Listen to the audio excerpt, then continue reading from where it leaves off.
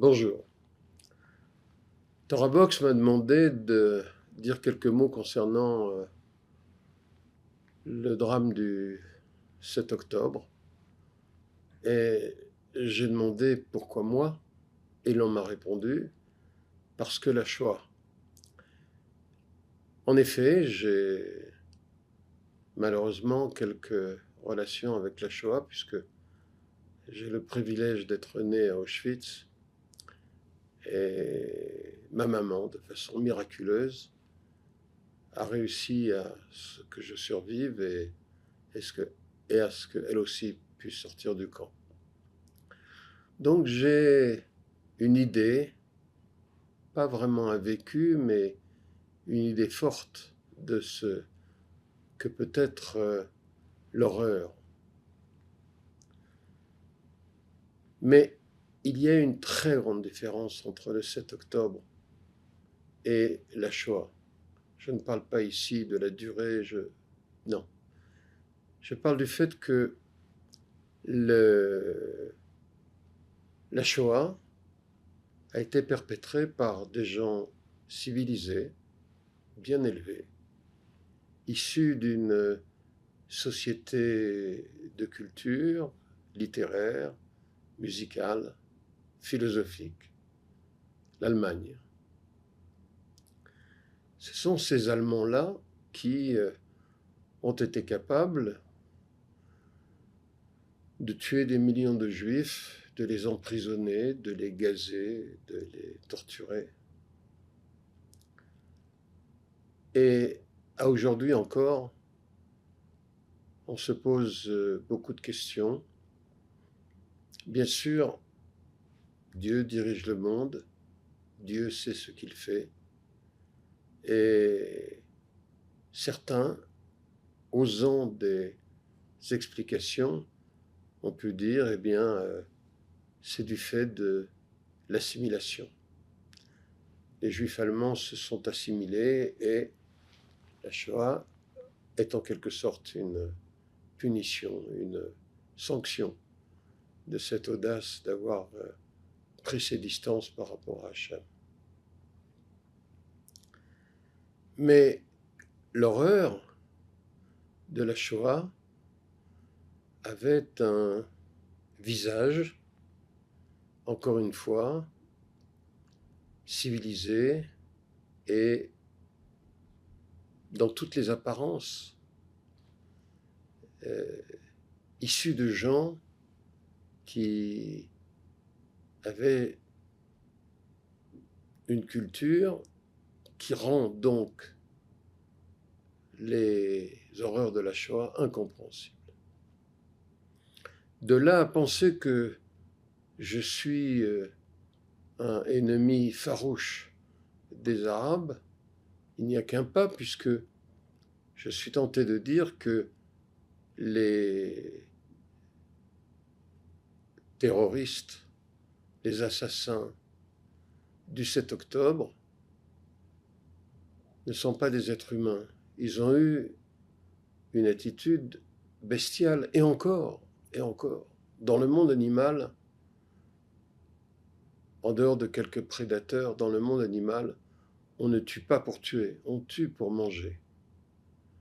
Ici, on a tué, massacré, violé, si je puis dire, en laissant libre cours à ce que j'ai appelé tout à l'heure une bestialité primaire et qui a été en quelque sorte renforcée par la haine du juif. Mais il y a un point que peut-être peu de gens comprennent, c'est que l'arabe de base, qu'est-ce qu'il sait des juifs? Rien.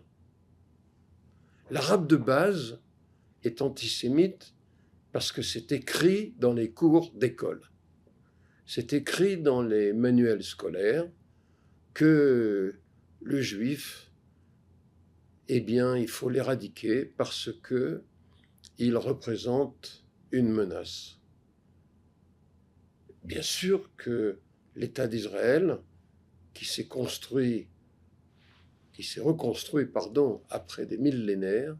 Bien sûr que l'État d'Israël est en soi une menace pour les pays arabes environnants, bien sûr.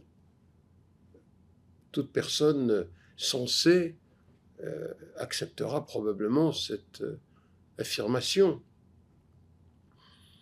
Mais on ne parle pas ici de l'antisémitisme que l'on peut trouver en Europe, en France, en Italie, en Belgique, en Hollande, aux États-Unis. On parle ici d'une haine, et d'une haine qui, n'ayant pas de support, n'a pas de limite. Et c'est ce à quoi nous avons assisté. Bien sûr, il y a eu des faiblesses graves, coupables, du côté des services de renseignement, de sécurité et bien d'autres choses de la part de l'État d'Israël. Mais le fait que ces tortionnaires aient conçu, préparé, ce qui rend d'ailleurs notre faute encore plus grande, aient conçu, préparé cette attaque contre les Juifs des kibbutzim qui forment la frontière entre l'État d'Israël et Gaza, c'est une décision forte prise au plus haut niveau. Ce n'est pas un mouvement populaire, comme certains ont voulu le faire croire. C'est une décision prise au plus haut niveau avec l'intention de tuer le plus grand nombre de Juifs. Et on peut tuer et tuer. Ici, le viol, et il faut bien le comprendre, le viol est une arme de guerre. Toutes les armées du monde, et je tiens ici à dire de la façon la plus forte, sauf l'armée d'Israël, toutes les nations du monde, toutes les armées du monde ont eu, lors de conflits, des comportements du point de vue de la relation du soldat avec la femme absolument inacceptables. Et donc, on a torturé, on a tué, on a fait fi de l'âge, les bébés ont été massacrés, on n'a pas de mots. Et nous, les Juifs, convaincus que Dieu est aux commandes, comment a-t-il pu, pendant la Shoah, laisser 6 millions de Juifs disparaître?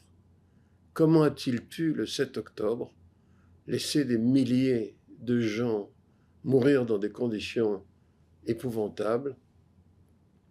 C'est une question à laquelle, personnellement, je n'ai pas de réponse. Les rabbinim en ont sans doute. Mais s'il est une réponse que, personnellement, je n'accepte pas, c'est de dire, eh bien oui, les Juifs du 7 octobre ont fait du Chilul Hashem, ils ont profané le nom de Dieu en faisant la fête un jour de Simchat Torah. Cette explication ne vaut rien, elle est inacceptable et elle ne supporte même pas la réflexion. Donc, mettons-la de côté. Donc on en revient à cette haine farouche, une haine très différente, je voudrais revenir sur ce point, une haine très différente de l'attitude, du sentiment de l'Allemand à l'encontre des Juifs. Ce sont deux mondes totalement séparés, distincts, qui n'ont pas qui n'ont pas de comparaison.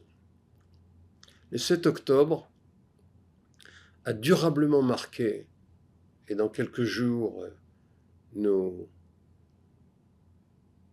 célébrerons le Yahrzeit de toutes les victimes du 7 octobre. Nous prierons pour leurs neshamot, nous prierons pour leurs descendants et leurs ascendants, nous prierons pour que ce genre de choses, évidemment, ne se reproduisent pas.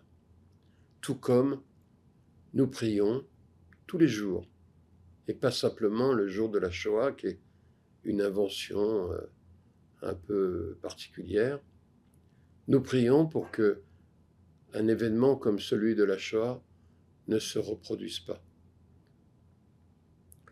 Shoah, 7 octobre, c'est faire un peu court l'histoire, puisque il faut rappeler les pogroms du temps de Rachi, il faut rappeler les horreurs qu'ont pu vivre les Juifs des pays d'Orient, les horreurs que les Juifs ont subies dans les pays sous l'autorité de Staline, pour se rendre compte que nous, les Juifs, nous devons être préparés, non pas comme une sorte de fatalité, puisque le mot fatalité n'est pas un mot juif, mais il faut que nous soyons prêts à regarder la réalité en face, comprendre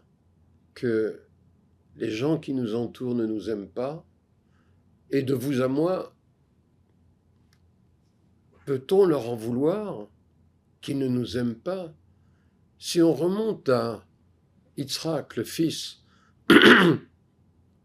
d'Abraham, qui avait un frère, on va dire un demi-frère dans le langage plus classique, Ishmaël. Ishmaël a été renvoyé au seul profit de Yitzhak.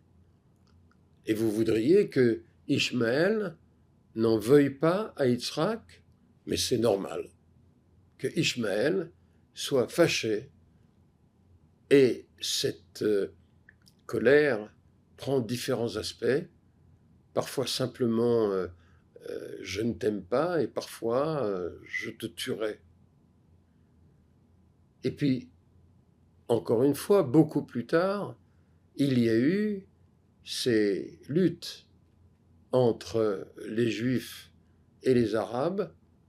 Il y a eu ces guerres qui n'ont pas été voulues par les Juifs, cette guerre dite d'indépendance, cette guerre absurde de 1967, où tant de Juifs ont péri en se battant pour préserver la terre d'Israël. Et puis plus récemment, on le voit avec cette résurgence de l'antisémitisme. Et faut-il s'en étonner? Faut-il s'étonner que les nations, non pas explicitement, mais au moins dans l'inconscient, nous en veuillent d'avoir été choisis comme le peuple élu, ce qui voudrait dire que tous les autres ne sont pas élus, et que le peuple juif, quand le Mashiach viendra, le peuple juif sera au centre du monde, et Hachem sera reconnu par toutes les nations du monde. Pour terminer, le 7 octobre, ce que nous devons espérer, c'est que ça ne se reproduise pas. Le 7 octobre a eu lieu, les victimes sont parmi nous, vivantes ou mortes, et nous devons en permanence avoir une prière pour que leur neshamot soit tout près là-haut du bon Dieu, et qu'elle puisse, elle, Sénéchamot, prier pour notre paix à nous qui vivons en Israël.